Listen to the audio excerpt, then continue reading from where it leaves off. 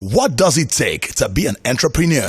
When you wake up early in the morning thinking about, your vision that you have. Whenever you choose to set up any form of business, you have to be passionate about it. You literally want something to be successful. To be successful in entrepreneurship. Realize they needed to go to school to learn the profession. Meet the brains behind the business. Wait for that money to come, and you must have a budget. One of the mistakes when they try to be entrepreneurs is they jump into it a little bit too early. If I don't know, then I know a lot of people don't know.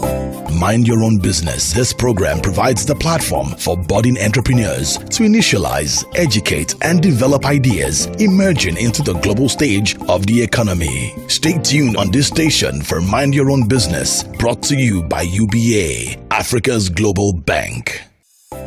Are you a budding entrepreneur or in pursuit to start your own business? Mind Your Own Business provides great tips and sheds more light on the success stories of some established entrepreneurs. Mind Your Own Business is also giving away 100,000 Naira weekly to 2 lucky winners, plus entry for the grand prize draw of 500,000 Naira. But first, to be part of this, you have to open and fund an existing UBA Lion Prime basic account with 20,000 Naira or more. Stay tuned for weekly questions coming your way, and remember to send your name, location, and correct answers via our Twitter handle at MYOBizNigeria with the hashtag MYOBizNigeria. Mind Your Own Business is brought to you by UBA, Africa's Global Bank.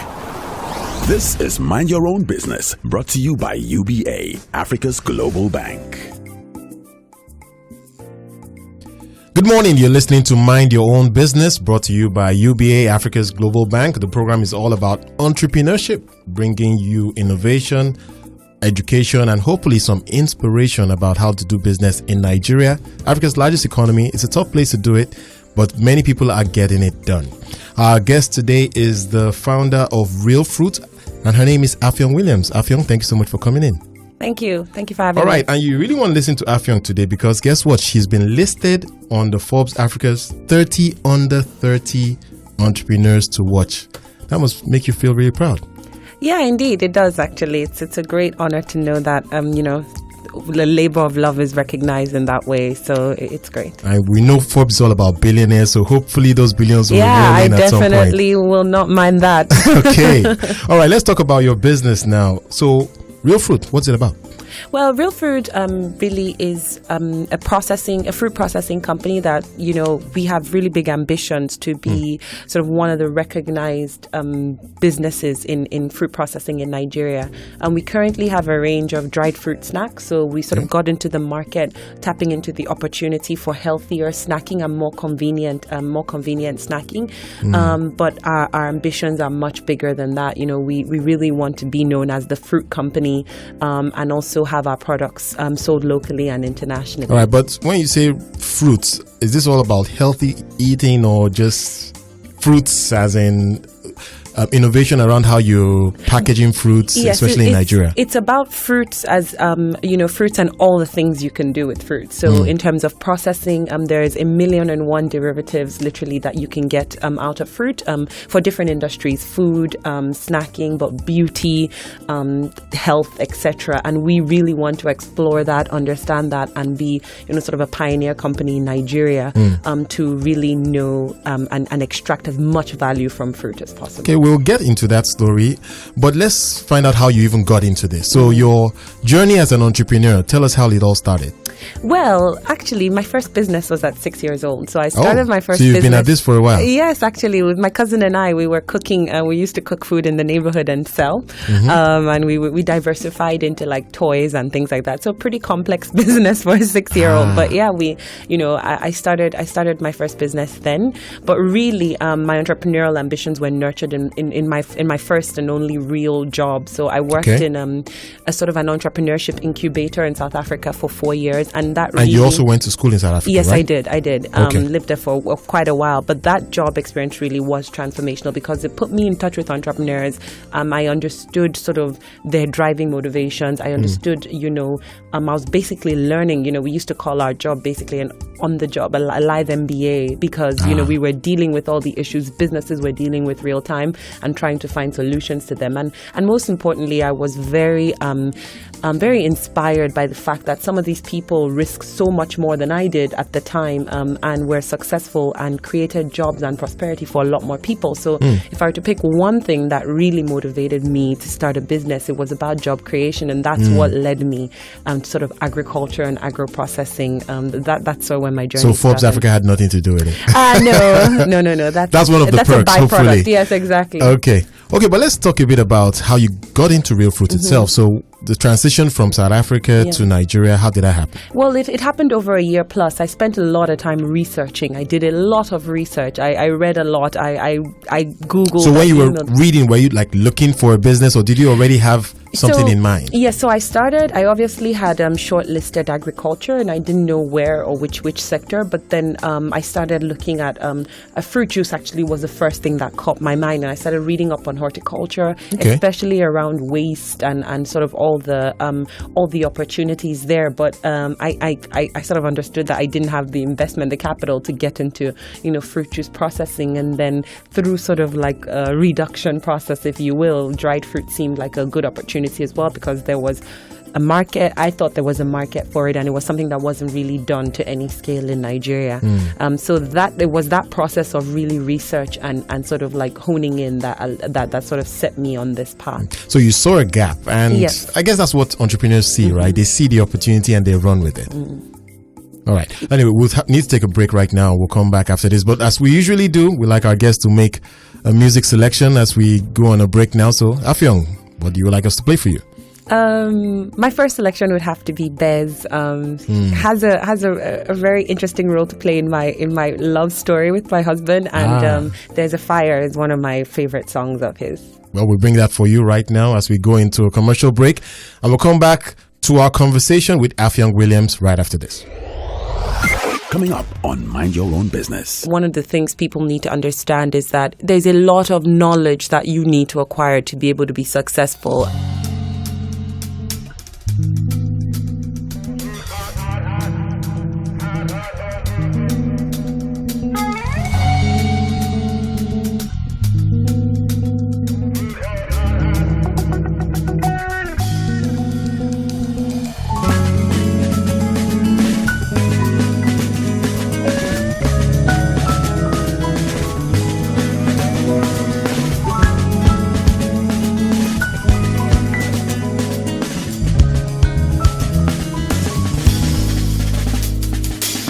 Got a girl, she's 5'3", beautiful chocolatey skin indeed.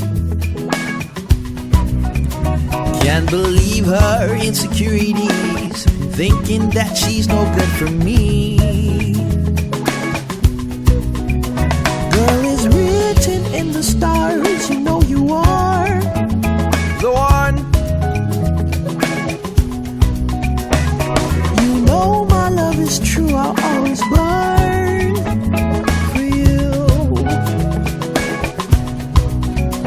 There's a fire you can never kill with water. You will understand. And the rainbow has no colors. Welcome back to Mind Your Own Business, brought to you by UBA, Africa's Global Bank. We're speaking today to Affiong Williams. She's the founder of ReelFruit. She's telling us her entrepreneurial story. So, Affiong, thanks for staying with us today. But I want to hear a little more about your journey as an entrepreneur. So you told us earlier that you went to school in South Africa. You were fortunate to be in an environment that really incubated entrepreneurial stories. But how did you tell us more about the transition to Nigeria? I want to understand, what it took for you to really get into ReelFruit. Sure. That transition, like I mentioned, was not easy. It took me a year to sort of hone in on what I wanted to do. I researched, I visited factories, I traveled around South Africa, and the real moment to make the jump to actually start my own business was still very difficult for me to leave paid employment and actually come back to Nigeria, a country that I had not lived in for over 15 years. Right. But two things happened. One, I quit my job. I summoned the courage and I quit my job. And at the same time, 2 days before the federal government UN grant, I saw it and I applied for it. Unfortunately, it made it to the second round. And so I thought this was my sign from above. I was going to come back to Nigeria, and the funds for me to start my business was going to be there. I was going to win this. I had an innovative idea. I was a good entrepreneur in my mind. And so in that period between actually getting shortlisted and hearing the final results, I decided to move back. And about 2 weeks after I moved back, I found out that I actually did not win the grant. So I did not win? No, I did not. And I was you gutted. Come back. Yes, I'd already come back. But I mean, I guess that was one of the big catalysts. I was gutted, but I still decided that, this was what I wanted to do. And I started taking steps to establish the business locally and really get serious. And one of the things I've done, I guess, is that I've actually worked on this business full time since day one. I've been motivated. I've sort of sat with it through the good, bad, and ugly. And that's kind of rare in Nigeria, but it's a decision I chose to make. So it was kind of like I've been facing this business or minding this business from day one. So that's sort of how I got back here. More and more, we're hearing about people with stories in agriculture, and it's great to have someone else that is doing something, but quite innovative in terms of how you are pursuing what you're doing at ReelFruit. So maybe you can give us some insight into your business, ReelFruit. What does it take to produce what you produce? Give us a sense of how that is working out. The interesting things about my business is that obviously while we are, most known for the sort of branding and packaged product, there is a whole sort of value chain behind that supports that. And, I've spent the last 3 or 4 years really understanding, especially the gaps within the agro value chain. I think that's been one of the biggest advantages that I have and my company has, is that we understand where all the gaps are and are working to fix it, especially around fruit and the volumes we produce, what's usable for processing, where is it available, when is it available, price fluctuations. There are all these challenges that anybody processing raw materials in Nigeria faces, and we've decided that we have to take that head on. And hopefully, some of the successes we record it will not just be a big business, but it will be a business that literally changes the way fruit is grown in Nigeria, the type of fruit grown in Nigeria, fruit that's available to be exported because it's such high quality. Those are some of the goals and things that we've already started working on to change. And I think that, it's really exciting, but it's really challenging. Getting the type of quality product requires quality raw materials, and that's not easy to get in Nigeria. I would say that's one of the biggest challenges for anybody trying to get into large scale or medium to large scale processing. And just speak to the agriculture sector. More and more people are looking that way. It seems there are problems everywhere else these days, and so people are looking for options, and agriculture seems to be an option. What's your view on the opportunity in agriculture in Nigeria? I'm very, very bullish and I'm very optimistic about it. But I think that one of the things people need to understand is that there's a lot of knowledge that you need to acquire to be able to be successful. Currently, most farming or smallholder farming is actually loss making for farmers. So a lot of people don't make money from it. Actually, the farmers don't. And the only reason they can sell is because they don't pay their family members to work on the farms. You have issues of storing what you produce, finding markets for them. But I think one of the big opportunities is that for primary agriculture, at least, is that there's a growing formal retail structure that allows for offtake of volumes of product, which can help you plan, and it also demands a higher quality product, which is good for everybody involved. But I would say, in agriculture and agri-processing as an entire value chain, the opportunities require a lot of time to really unearth what the real opportunities are. I don't think it's in everything at this point. And I think that, for instance, if you're trying to get into processing but you don't understand your raw materials and you sort of think that because we grow, you see a lot of products rotting on the road, that means there's a lot of raw material. You can get into serious problems. So I encourage people who are interested to really do a lot of searching, a lot of research, talking to people who are already in the sector and looking for unique ways they can sort of compete or do things differently versus thinking that you just get in and sort of like the ball will just roll. I don't think it's that immediate. Right. Okay. We'll definitely hear more about your story, but we have to take another break now, and I'll give you another opportunity to make a music selection.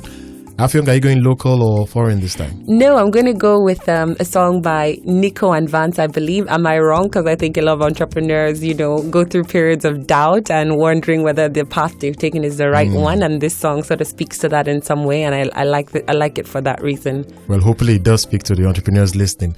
All right, we'll take the break now and we'll bring you more from Affiong when we come back. Coming up on Mind Your Own Business. There are always going to be challenges, and even I as an entrepreneur, I've matured on this and had to learn that, I cannot view every challenge as the world is falling apart. There, I have to be more solution oriented, and I've grown. It wasn't a strength of mine. It was something that I struggled with a lot, having to overcome challenge after challenge. But you sort of learn the ropes as you go and you toughen up.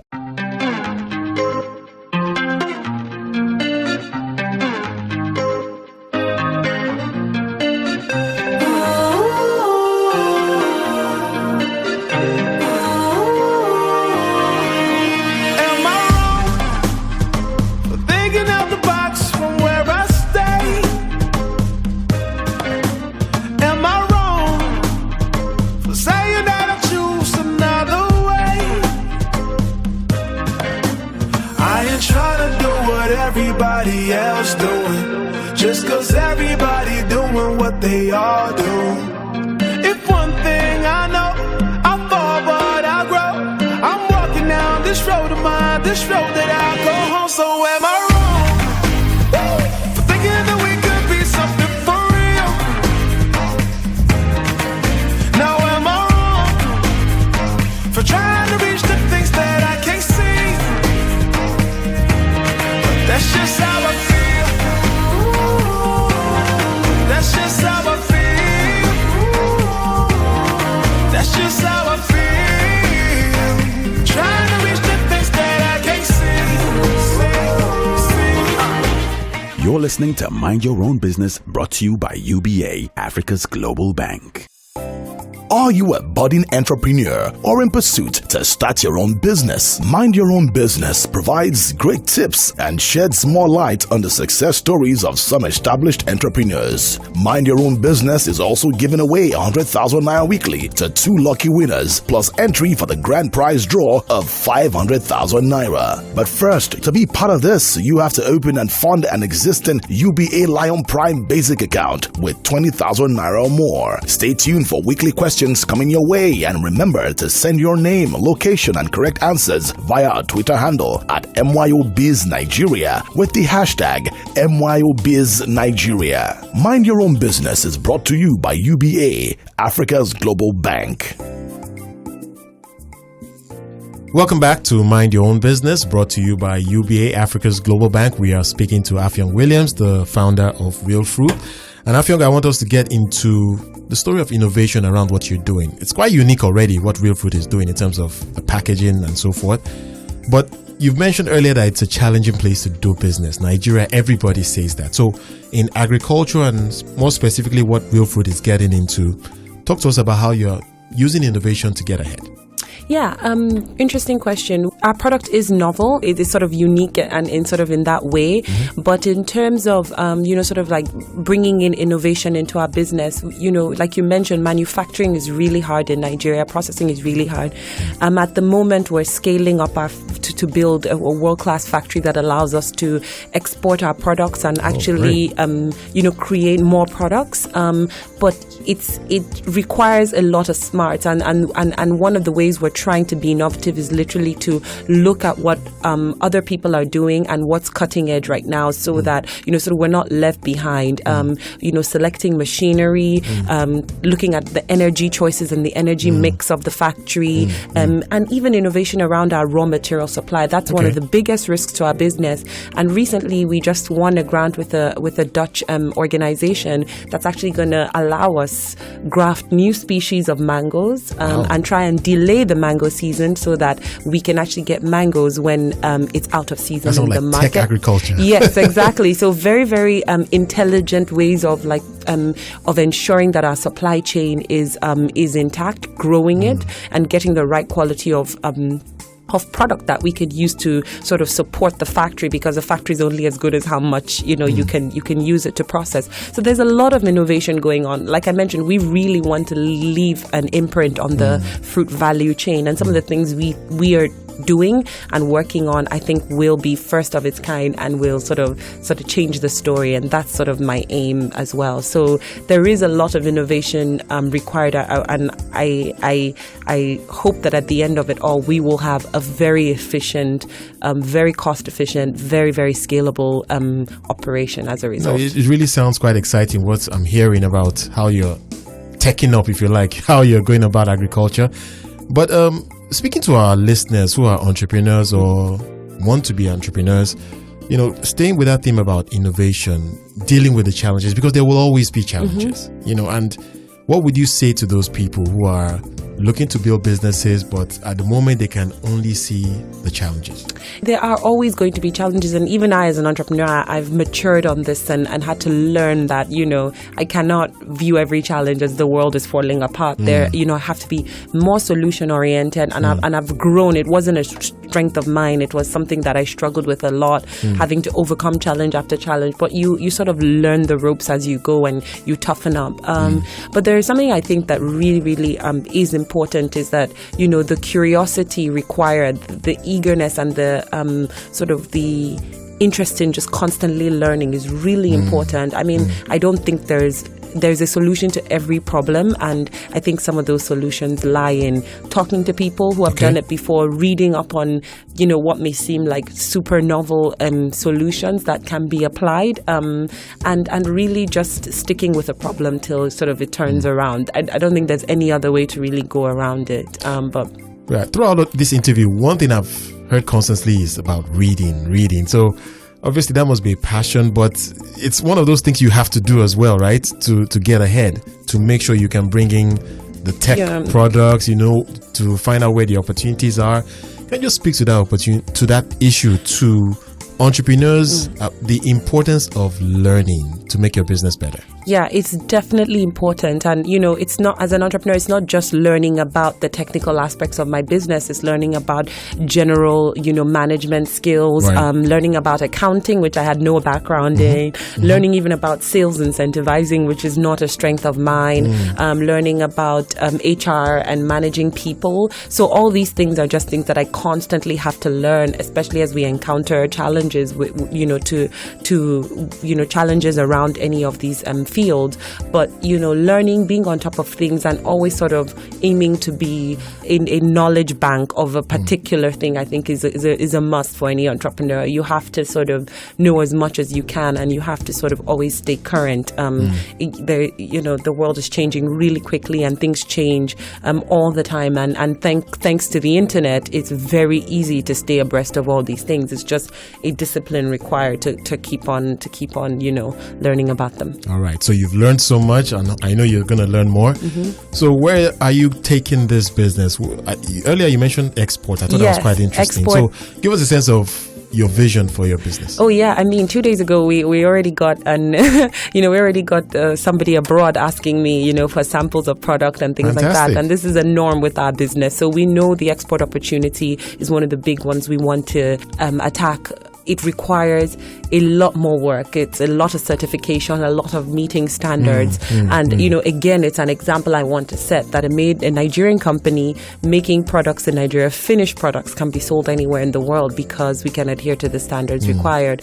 So we are going to be quite export based, but we are also looking at opportunities with some local FMCGs who use fruit derivatives for their products and processing for them. I think that's a very interesting opportunity.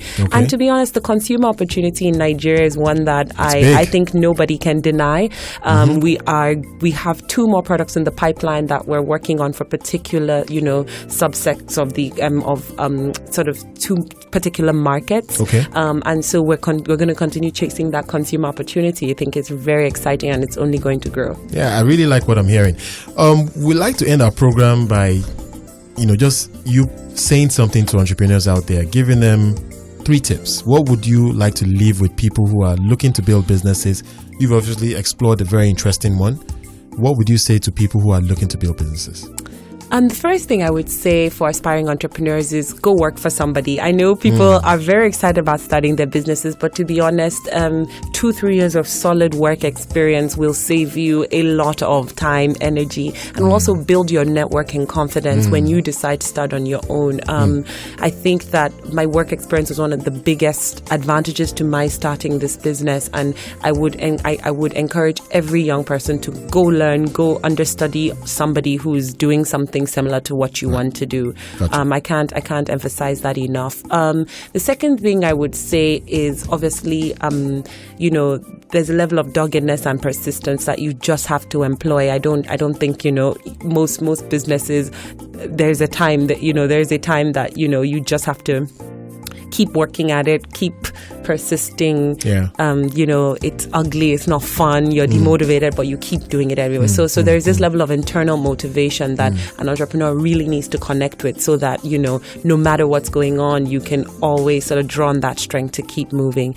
And then the third one would be networking. I cannot emphasize how much of an advantage just sort of exploring and expanding your network will be for your business. And I'm not just talking about consumers and potential buyers of the product. I'm talking about potential investors. I'm talking about people who may care about the space that you're working in.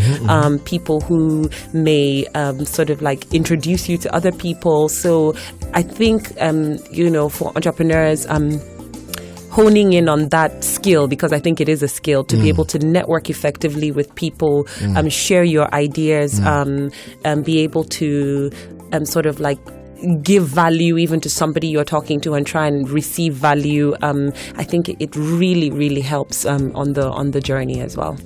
Wonderful story. Thank you so much for coming in today. Really enjoyed hearing your story.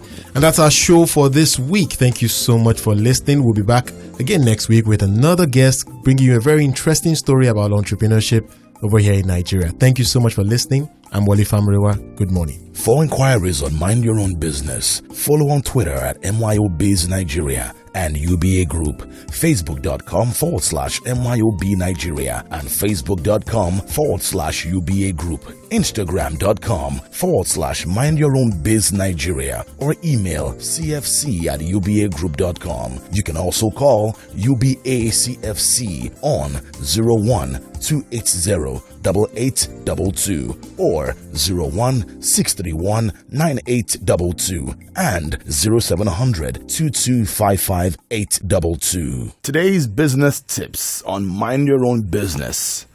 Apprenticeship, can-do spirit, and networking. What does it take to be an entrepreneur? When you wake up early in the morning thinking about, your vision that you have. Whenever you choose to set up any form of business, you have to be passionate about You it. literally want something to be successful. To be successful in entrepreneurship. Realized they needed to go to school to learn the profession. Meet the brains behind the business. Wait for that money to come, and you must have a budget. One of the mistakes that when they try to be entrepreneurs is they jump into it a little bit too early. If I don't know, then I know a lot of people don't know. Mind Your Own Business. This program provides the platform for budding entrepreneurs to initialize, educate, and develop ideas emerging into the global stage of the economy. Stay tuned on this station for Mind Your Own Business, brought to you by UBA, Africa's Global Bank. That was Mind Your Own Business, brought to you by UBA, Africa's